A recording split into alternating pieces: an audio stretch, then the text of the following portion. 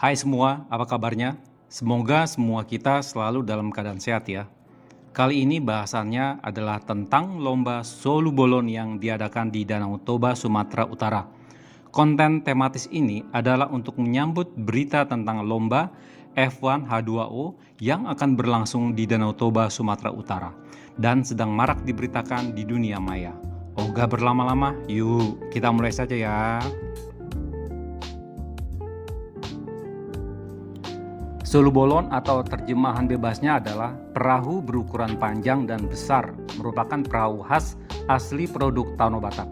Mungkin kalau sekarang ini padanannya adalah sosok perahu naga yang berukuran besar dan panjang yang sering dilombakan hingga kelas internasional.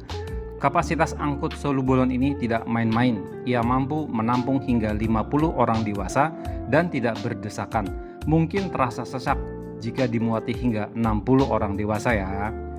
Nah, pada ujung di bagian depan dan belakangnya diberikan ornamen untuk memperindah Solu ini.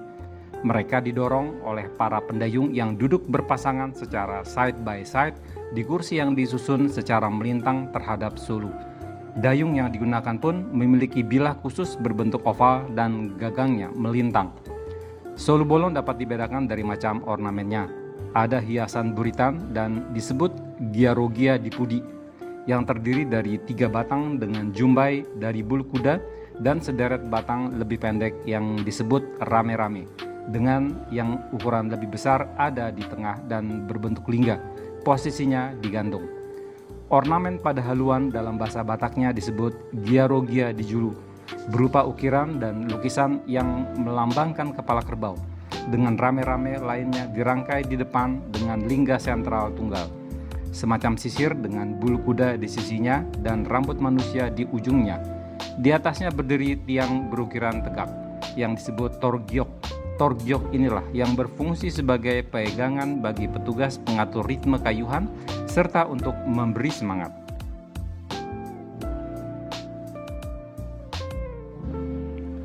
Berdasarkan dokumentasi, ternyata sejak lebih dari 1 abad yang lampau, Danau Toba ini sudah rutin dijadikan arena balap Solu Bolon. Danau terbesar dan tercantik di Indonesia ini memang sangat cocok sebagai tempat diadakannya lomba perahu besar seperti Solu Bolon ini.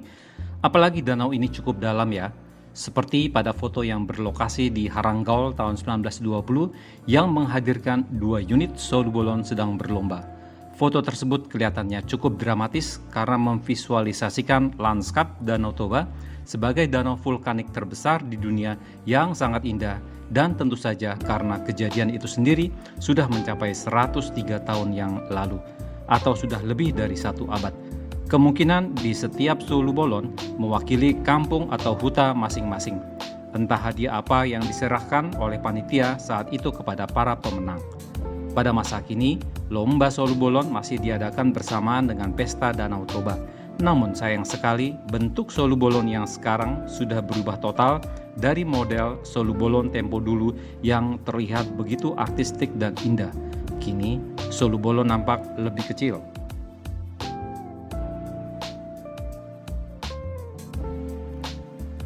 Berlimpah dokumentasi tentang pasar di tepi Danau Toba, khususnya di Huta Tiga Runggu, Haranggaol.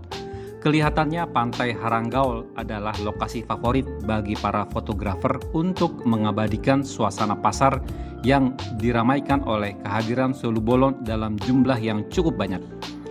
Solu Bolon merupakan sarana untuk menghantar para warga dari berbagai huta atau kampung untuk bertemu di pasar Haranggaol ini. Para warga ini membawa hasil bumi yang mereka peroleh seperti buah pisang, buah kelapa, manggis, nanas, singkong, beras, jagung, sayur mayur, ketela pohon, kemiri, gula batak, tuak aren, ternak ayam, ternak babi, dan lain-lain. Selain itu juga, mereka membawa kerajinan seperti gerabah atau belanga sebagai wadah air bersih rumah tangga. Kadang juga membawa ulos, tikar, dan lain-lain. Selain membawa Solu Bolon, warga juga ada yang membawa perahu dengan ukuran jauh lebih kecil yang kalau kita perhatikan, perahu tersebut disusun begitu saja di pantai dengan cara ditelungkupkan. Terkadang, transaksi antar pelaku pasar terjadi tanpa harus turun dari perahunya masing-masing.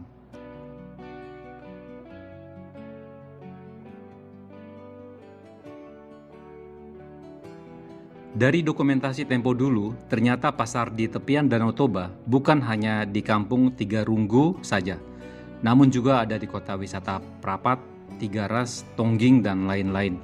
Sepertinya barang yang diperjualbelikan atau dibarter mirip dengan yang di Tiga Runggu Haranggaul.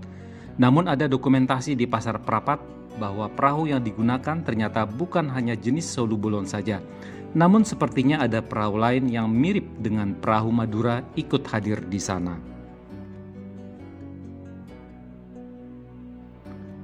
Di dalam kehidupan orang Batak sehari-hari, Solu Bolon digunakan sebagai transportasi untuk mengangkut rombongan warga dari satu huta atau kampung untuk diantar pergi ke onan atau pasar.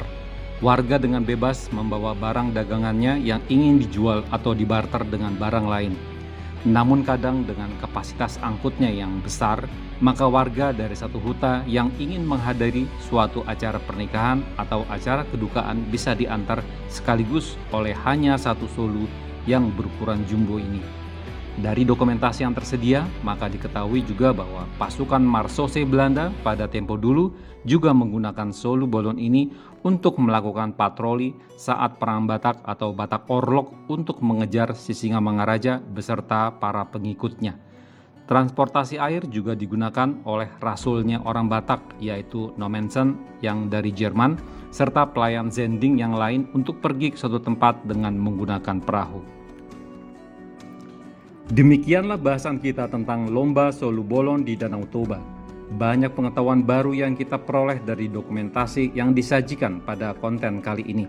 Jika ada data baru tentang lomba Solu Bolon ini, monggo infokan saja di kolom komentar. Kepada setiap peserta lomba Evan H2O, saya mengucapkan selamat bertanding dan menjunjung tinggi sportivitas. Terima kasih sudah menonton hingga akhir. God bless you bro and sis. Please like, comment, and subscribe.